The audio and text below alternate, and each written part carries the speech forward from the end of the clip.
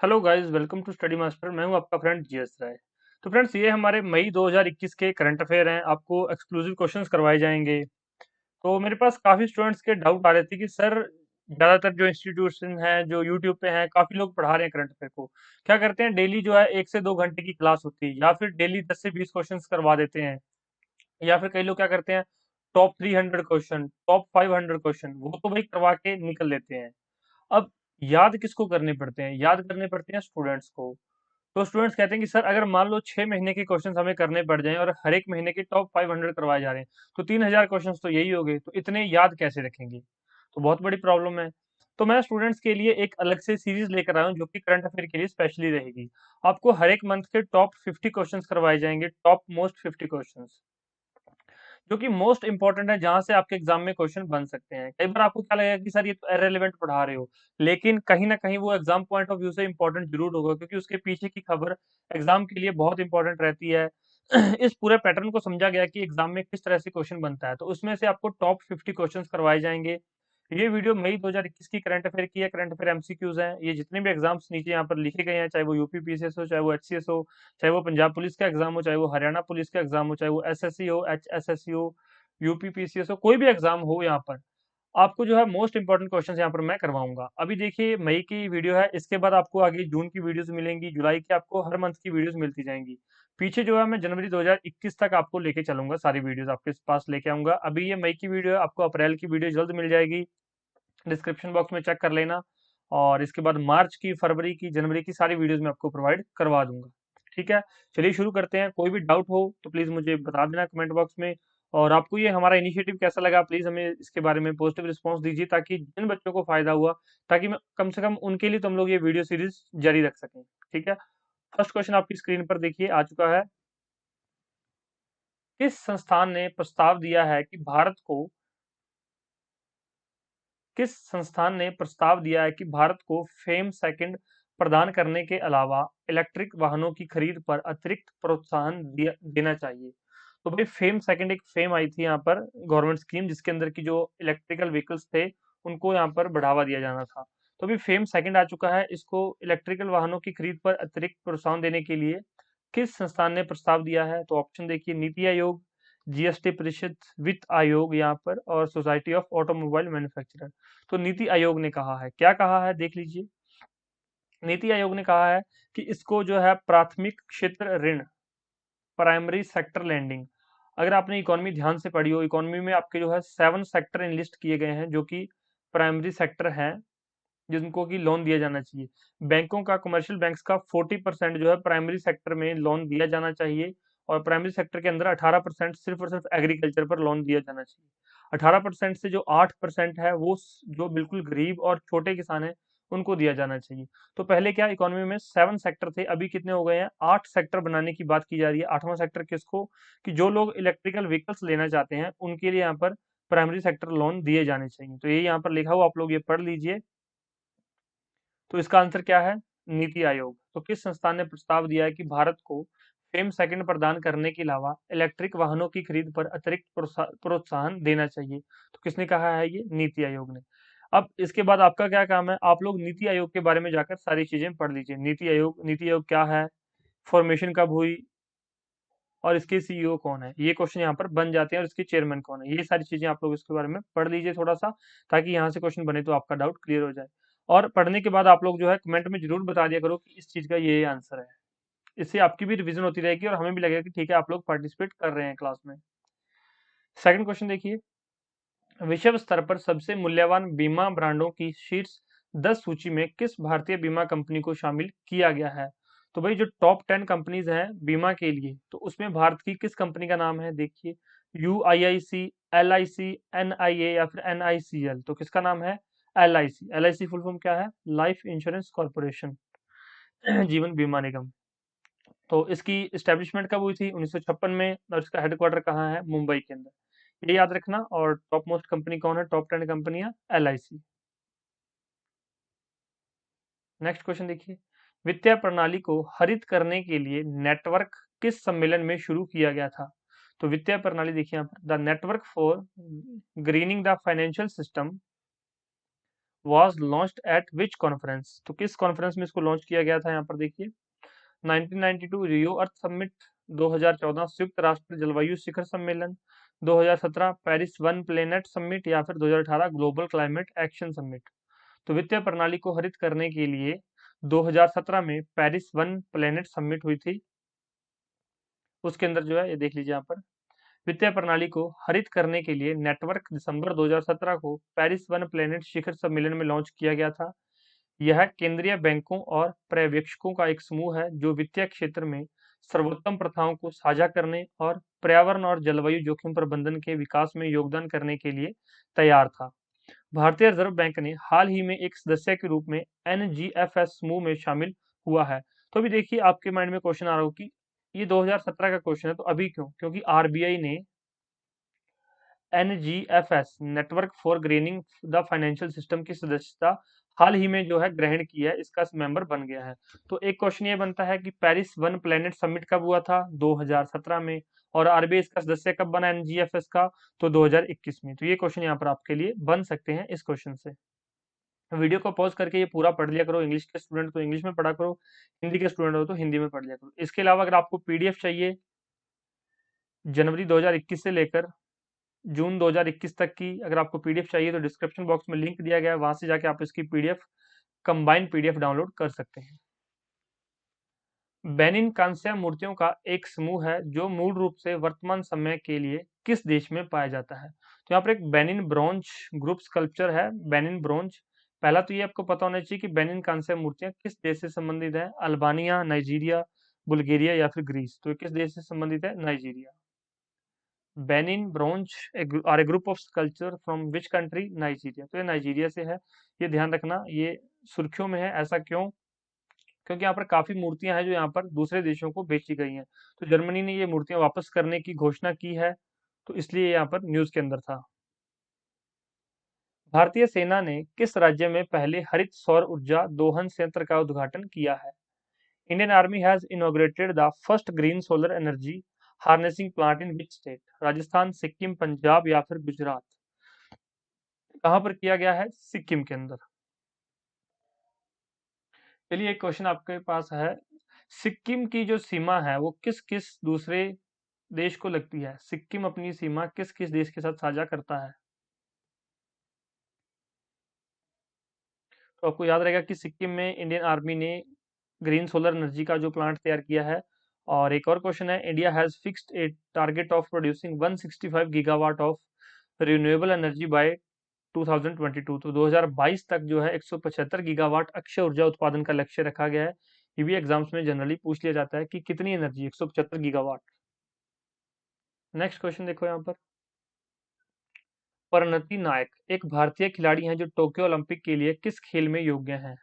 परिणति नायक, तो ये किस खेल में है? भारोत्तोलन, जिम्नास्टिक, रेस वॉकिंग या फिर बाड़ लगाना मतलब फेंसिंग। तो किस गेम से संबंधित है? ये जिम्नास्टिक से संबंधित है। तो परिणति नायक नाम याद रखेंगे, और इन्होंने 2019 में एशियाई जो है कलात्मक जिम्नास्टिक चैंपियनशिप में कांस्य पदक जीता था।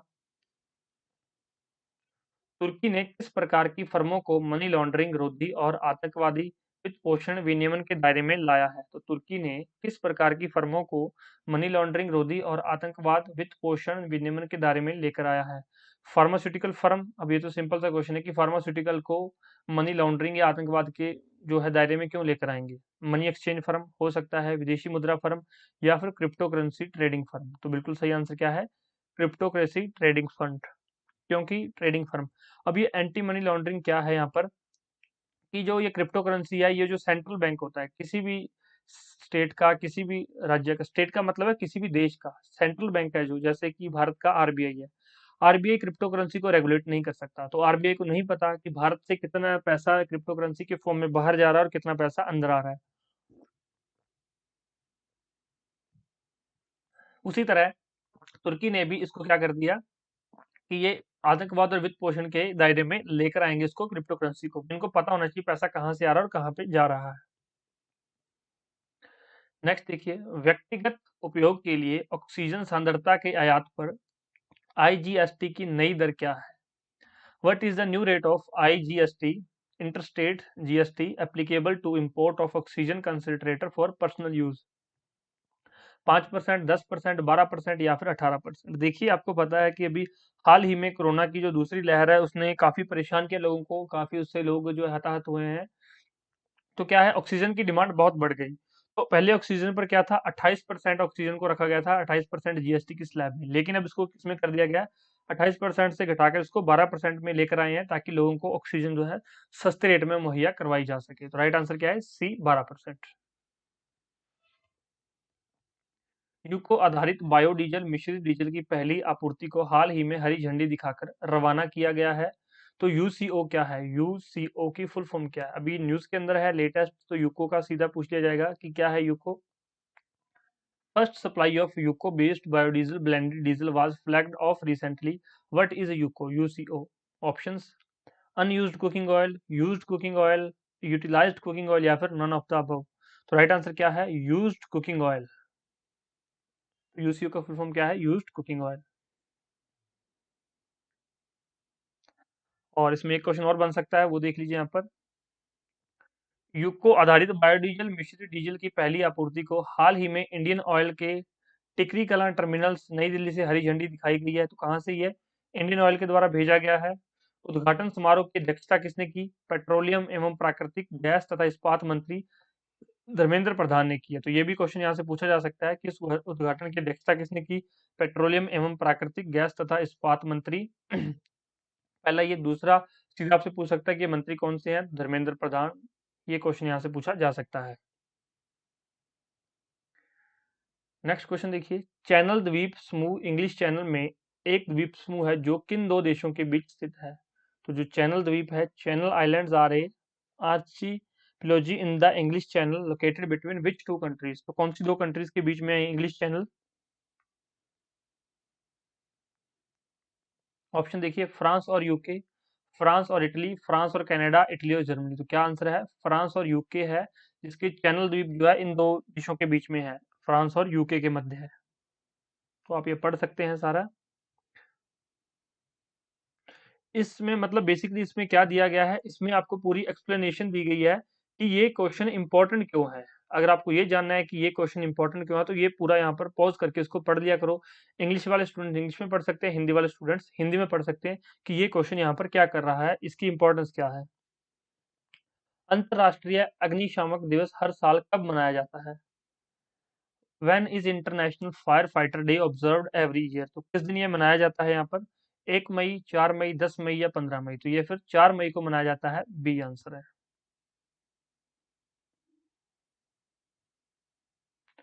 WHO सहयोगी संगठन GINA किस बीमारी से जुड़ा हुआ है? तो जीना जो है WHO का एक संगठन है, सहयोगी संगठन, यह किस बीमारी से जुड़ा हुआ है? सबसे पहले आपके लिए क्वेश्चन है कि WHO की फुल फॉर्म बताइए, इसकी स्थापना कब हुई, इसका हेडक्वार्टर कहाँ है, और डब्ल्यूएचओ की जरूरत क्यों पड़ी? आप लोग जो है सिविल सर्विसेज की प्रिपरेशन कर रहे हैं या फिर किसी भी वनडे एग्जाम की प्रिपरेशन कर रहे हैं, तो डब्ल्यूएचओ से जनरली क्वेश्चन पूछ लिया जाता है, क्योंकि अभी कोरोना का समय चल रहा है, तो डब्ल्यूएचओ के बारे में आपको काफी चीजें पता होनी चाहिए। अभी देखिए, डब्ल्यूएचओ सहयोगी संगठन जीना किस बीमारी से जुड़ा हुआ है? एनीमिया, अस्थमा, टीबी या कैंसर? सही उत्तर क्या है, यह अस्थमा से जुड़ा हुआ है। और जीना की फुल फॉर्म क्या है, ये भी क्वेश्चन पूछा जा सकता है। What is the full form of GINA? Global initiative for asthma.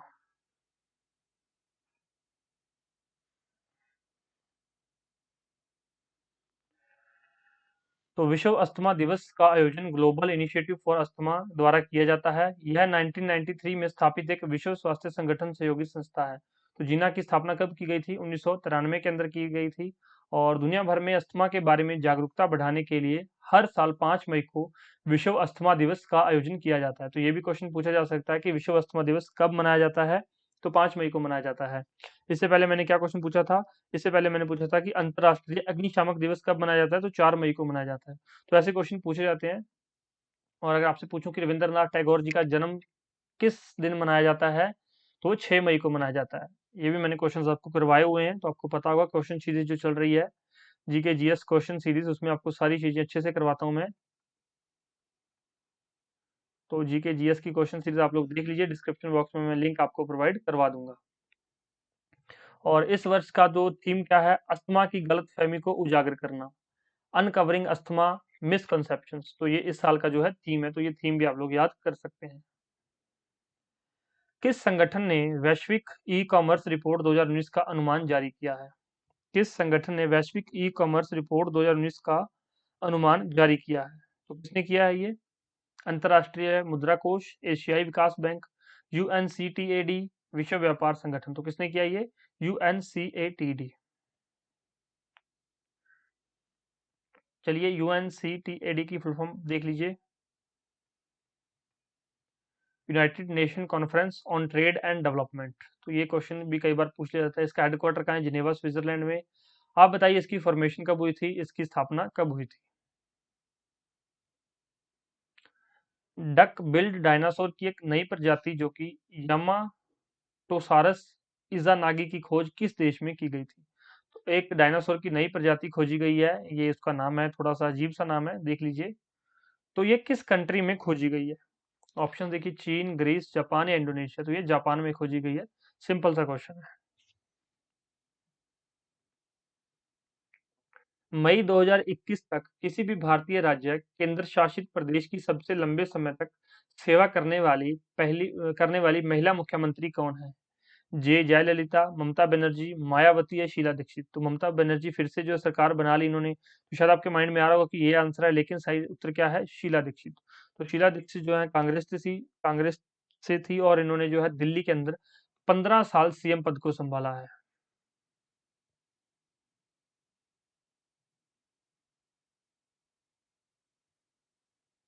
Supreme court ने हाल ही में किस राज्य के हाउसिंग इंडस्ट्री रेगुलेशन एक्ट हीरा HIRA को असंवैधानिक करार दिया है? Very important question. Supreme court ने हाल ही में किस राज्य के हाउसिंग इंडस्ट्री रेगुलेशन एक्ट हीरा को असंवैधानिक करार दिया है? केरल, पश्चिम बंगाल, उड़ीसा, तमिलनाडु। तो पश्चिम बंगाल के जो हीरा है, हाउसिंग इंडस्ट्रियल रेगुलेशन एक्ट को असंवैधानिक करार दे दिया। क्यों?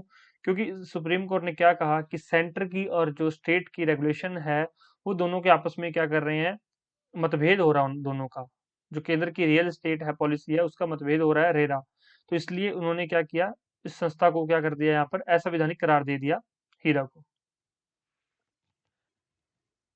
क्या है टैक्सी बोर्ड जो हाल ही में खबरों में रहा है? तो टैक्सी बोर्ड क्या है? एयर टैक्सी, जल टैक्सी, विमान आंदोलन उपकरण है या स्वास्थ्य देखभाल रोबोट है?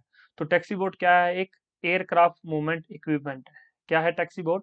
विमान आंदोलन उपकरण, एयरक्राफ्ट मूवमेंट इक्विपमेंट। तो ये आप इंग्लिश में देख लीजिए, इसका ये हिंदी में थोड़ा सा, आंदोलन नहीं आएगा यहाँ पर, विमान को यहाँ पर मूव करने के लिए चलाया जा रहा है, हैंडलर आएगा ये। तो एयरक्राफ्ट मूवमेंट इक्विपमेंट है टैक्सी बोट। तो ये इसकी थोड़ी सी इन्फॉर्मेशन है, उसको पढ़ लेना ताकि आपको पता चल जाए कि ये इंपॉर्टेंट क्यों है। नेक्स्ट ये देखिए, ID art app has been launched by which organization? ID art app किस संगठन द्वारा शुरू किया गया है? आरबीआई, सीबीडीटी, सीबीआईसी या इंटरपोल। तो ये किसके द्वारा किया गया है? इंटरपोल के द्वारा इसको लॉन्च किया गया आईडी आर्ट ऐप को। बाकी इन तीनों की फुल फॉर्म देख लेना, एग्जाम में कई बार जनरली ऐसे ही पूछ लिया जाता है। रिवर सेवर्न जो हाल ही में कभी कभी खबरों में रहता है, किस देश में स्थित है? तो रिवर जो सेवर्न है, ये किस देश से संबंधित है? Russia, UK, USA, Ireland. तो ये काफी खबरों में रही है, तो इसलिए आपको इसके बारे में पता होना चाहिए। तो किस देश से संबंधित है ये? यूके से, रिवर सेवर्न।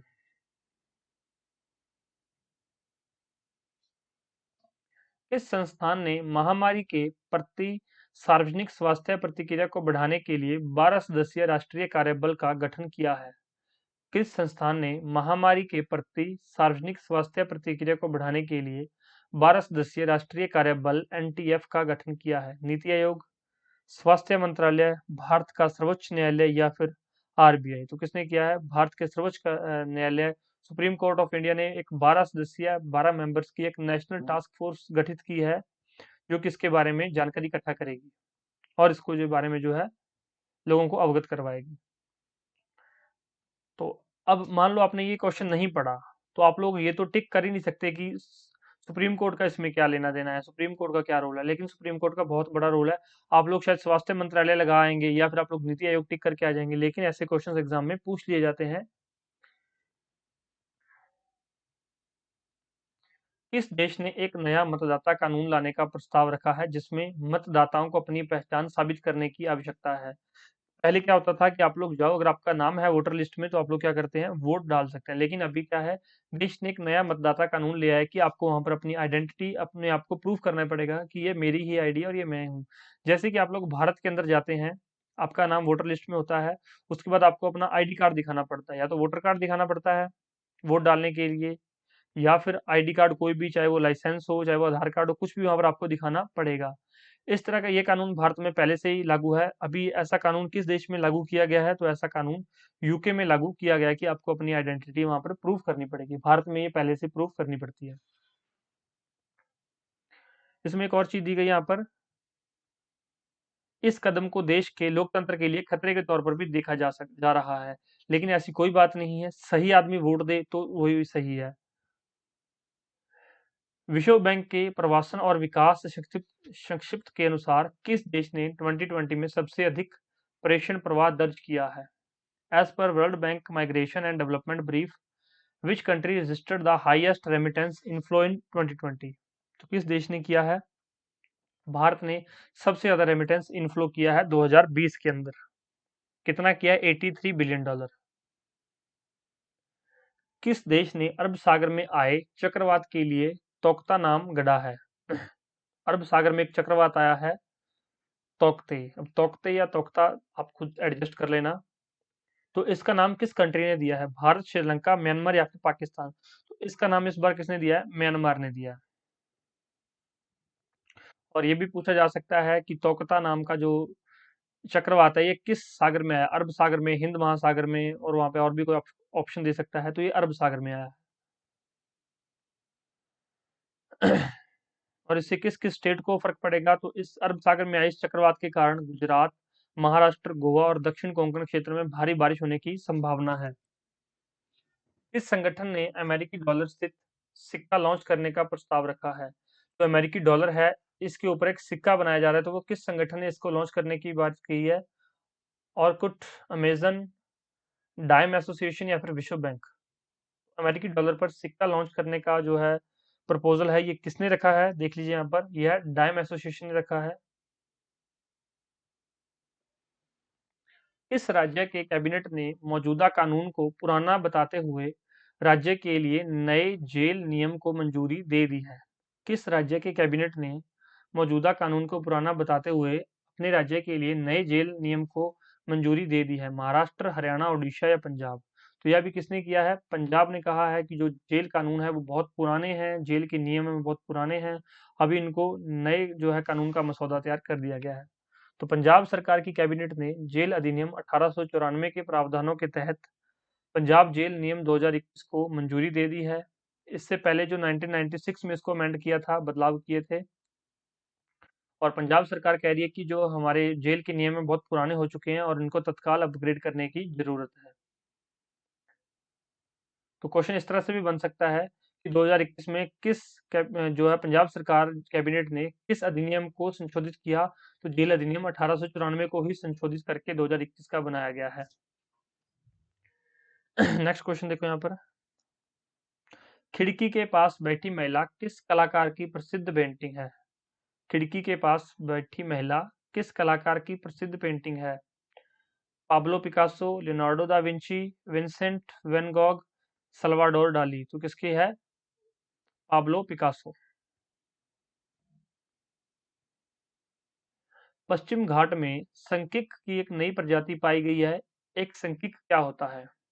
तो new species species of skink, sorry, new species of skink was found from western Ghats. What is a skink? तो स्किंक क्या होता है? फिश होती है, रेप्टाइल है, इंसेक्ट है, बर्ड है?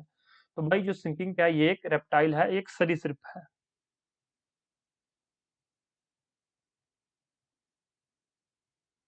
प्रवासी श्रमिकों की प्रत्याशित कमी के कारण इस राज्य ने चावल की सीधी बुवाई के तहत 10 लाख हेक्टेयर भूमि लाने का लक्ष्य रखा। अब देखिए, पहले क्या होता था, हरियाणा और पंजाब के अंदर, यूपी या बिहार से लोग आकर जो है चावल की बुआई करते थे, जो लगाते थे चावल की, धान लगाते थे हरियाणा और पंजाब में। इस बार क्या हुआ आपको पता है, कोरोना की वजह से, किसान आंदोलन की वजह से बहुत सारी प्रॉब्लम्स हुई, लोग वहां से यहाँ पर नहीं आ रहे, जो प्रवासी श्रमिक थे तो अपने घरों को चले गए हैं। तो अब चावल की बुआई करना बहुत प्रॉब्लम हो रही है हरियाणा पंजाब में। तो इनमें कौन किस राज्य में यहाँ पर जो है 10 लाख हेक्टेयर जो है डायरेक्ट जो है चावल लगाए जाएंगे? मध्य प्रदेश, उत्तर प्रदेश, पंजाब या असम? तो सही उत्तर क्या है? पंजाब। मशीनों के द्वारा डायरेक्ट ड्रिलिंग की जाएगी, बीज को डायरेक्ट धरती में बोया जाएगा। भारत में कोविड 19 उपचारों की सूची से किस उपचार को हटा दिया गया है? भारत में कोविड 19 की उपचारों की सूची से किस उपचार को हटा दिया गया है? दीक्षांत प्लाज्मा थेरेपी, टीकाकरण, ऑक्सीजन थेरेपी या हाइड्रोलिटेशन? तो देखिए, टीकाकरण चल रहा है, ऑक्सीजन थेरेपी चल रही है, हाइड्रोडिलेशन चल रहा है। तो ये जो दीक्षांत प्लाज्मा थेरेपी है, कन्वालेसेंट प्लाज्मा थेरेपी, इसको बंद कर दिया गया है।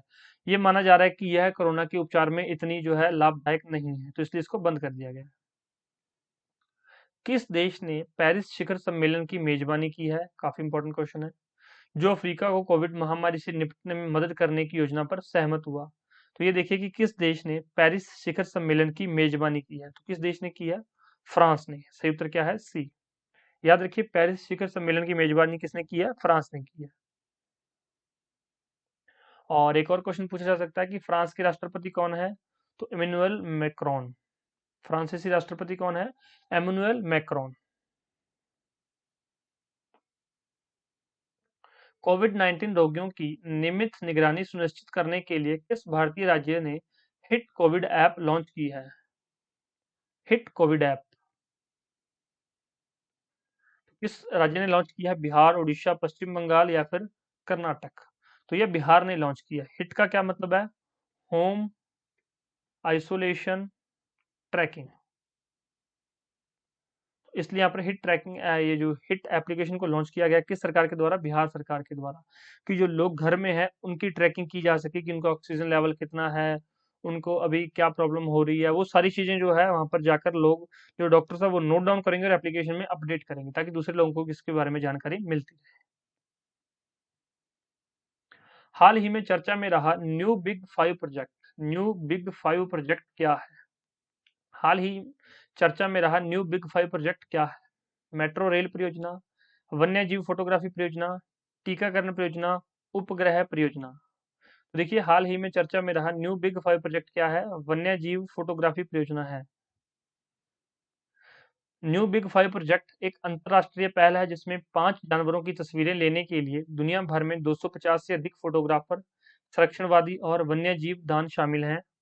इस परियोजना का उद्देश्य इन 5 जानवरों का अवैध शिकार करने के बजाय दुनिया भर में उन्हें फ्रेम करना है। तो वो 5 जानवर कौन से हैं? यूपीएससी में या यूपीपीसीएस में, स्टेट सिविल सर्विसेज में ऐसे क्वेश्चन पूछ लिए जाते हैं कि वो 5 जानवर कौन से हैं? हाथी, पोलर बियर, गोरिल्ला, बाघ और शेर।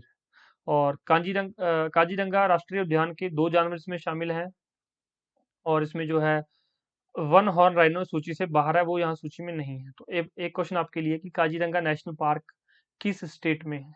काफी इंपॉर्टेंट क्वेश्चन है, ये किस स्टेट में है काजीरंगा नेशनल पार्क? आप बताइए कमेंट बॉक्स में। टी राज नारायणन, जिनका हाल ही में निधन हो गया है, किस भाषा के पुरस्कार विजेता लेखक थे? तमिल, मलयालम, तेलुगु या फिर कन्नड़? तो यहाँ पर देखिए, वो तमिल भाषा से संबंधित थे। काफी न्यूज में है, इसलिए इंपॉर्टेंट क्वेश्चन हो जाता है। सरकार ने डीएपी उर्वरक 140% सब्सिडी बढ़ाई है। डीएपी का क्या तात्पर्य है? What does DAP stands for? अब डीएपी आप लोग डालते भी होंगे खेत में, पढ़ते भी होंगे, सुनते भी होंगे, लेकिन डीएपी होता क्या है? ऑप्शन देखिए, डायमोनियम फॉस्फेट, डालमिनियम फॉस्फेट, डाइक्लोराइड पोटाशियम या फिर डाईहाइड्रोक्लोरोसिटीन फॉस्फेट? तो राइट आंसर क्या है? Diammonium phosphate. राइट आंसर क्या है? ए। नेक्स्ट क्वेश्चन देखिए, तो इसमें 140% की वृद्धि यहाँ पर सब्सिडी बढ़ाई गई है।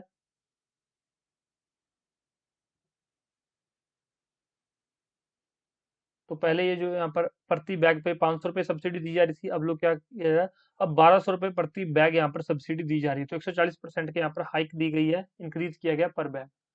नेक्स्ट देखिए, INDRP एट्रीब्यूशन ट्रिब्यूनल जो हाल ही में चर्चा में रहा है, किस क्षेत्र से संबंधित है?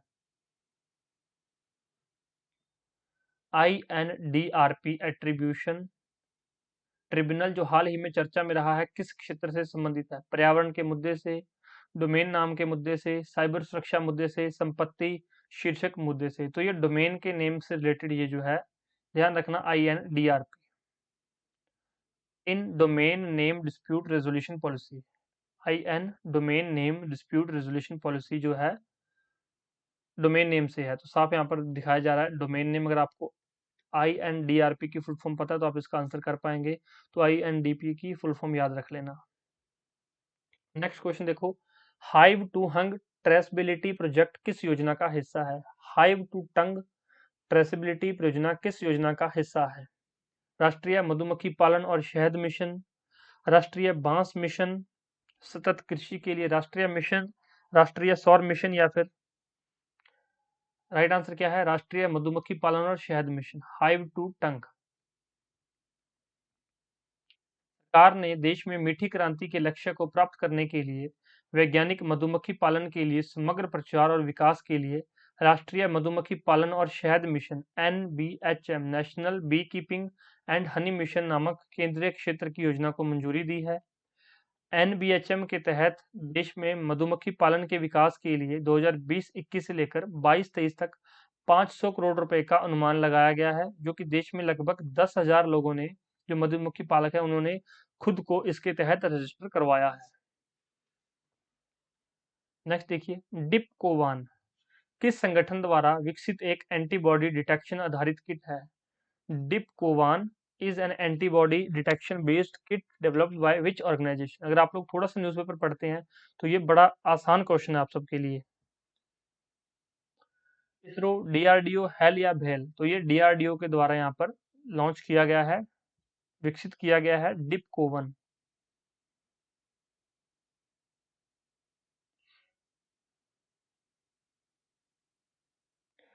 चलिए इसमें एक और क्वेश्चन आपके लिए, DRDO के बारे में बताइए मुझे। DRDO की स्थापना कब की गई थी और DRDO की फुल फॉर्म क्या है? एग्जाम में ऐसे क्वेश्चन फ्रीक्वेंटली पूछ लिए जाते हैं। 31 मार्च को समाप्त अवधि के लिए RBI ने केंद्र सरकार को कितनी अधिशेष राशि हस्तांतरित की है? तो 31 मार्च को समाप्त अवधि के बाद के लिए RBI ने केंद्र सरकार को कितनी अधिशेष राशि जो है ट्रांसफर की है? तो 99,122 करोड़ रुपए यहाँ पर ट्रांसफर किए गए हैं। पढ़ लीजिएगा थोड़ा सा इसको। भारतीय नौसेना के किस जहाज को 41 साल की सेवा के बाद सेवा मुक्त कर दिया गया है? INS Chennai, INS Kolkata, INS Rajput. तो किसको किया गया? INS राजपूत को 41 साल की सेवा के बाद सेवा मुक्त यहाँ पर डीकमीशन कर दिया गया है। तो इसको कमीशन कब किया गया था? तो 1980 में इसको कमीशन किया गया था। और ये किसके द्वारा बनाया गया था? तो ये USSR के द्वारा बनाया गया था, INS राजपूत। ये क्वेश्चन फ्रीक्वेंटली पूछ लेता है एग्जामिनर कि INS राजपूत किसके द्वारा बनाया गया था? तो USSR के द्वारा। 1980 को 4 मई 1980 को इसको कमीशन किया गया था और अब इसको 41 साल बाद डी कमीशन कर दिया गया। कहाँ पर? विशाखापट्टनम नेवल डॉकयार्ड पर।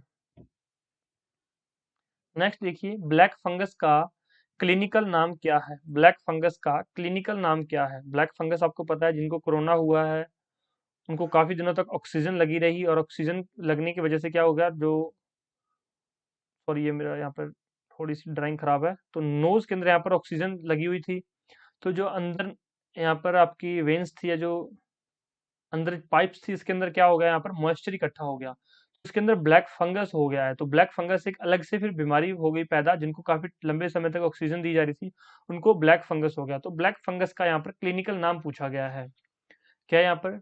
टीनिया निकम, म्यूकोमिर्कोसिस, तबचिया कैंडियासिस या ओनिकोमाइकोसिस? तो ये क्या है? म्यूकोमोकोसिस। तो ये बी ऑप्शन है, यहाँ पर नाम याद रख लेना, ब्लैक फंगस का एग्जाम में पूछा जा सकता है।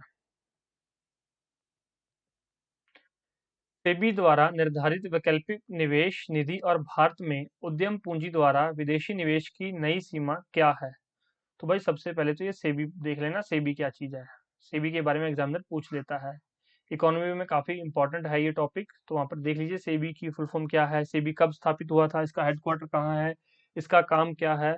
काम तो आपको जब इसकी इन्फॉर्मेशन देखेंगे तभी आपको इसका पता चल जाएगा, काम नाम का तो नाम और काम तो इकट्ठे पता चल जाएंगे। अब देखिए यहाँ पर सेबी द्वारा निर्धारित वैकल्पिक निवेश निधि और भारत में उद्यम पूंजी द्वारा विदेशी निवेश की नई सीमा क्या है? यहाँ पर कितने डॉलर यहाँ पर दिया गया है? तो 1500 मिलियन डॉलर यहाँ पर नई सीमा यहाँ पर बताई गई है सेबी के द्वारा। तो सेबी की फुल फॉर्म आप लोग बता दीजिए।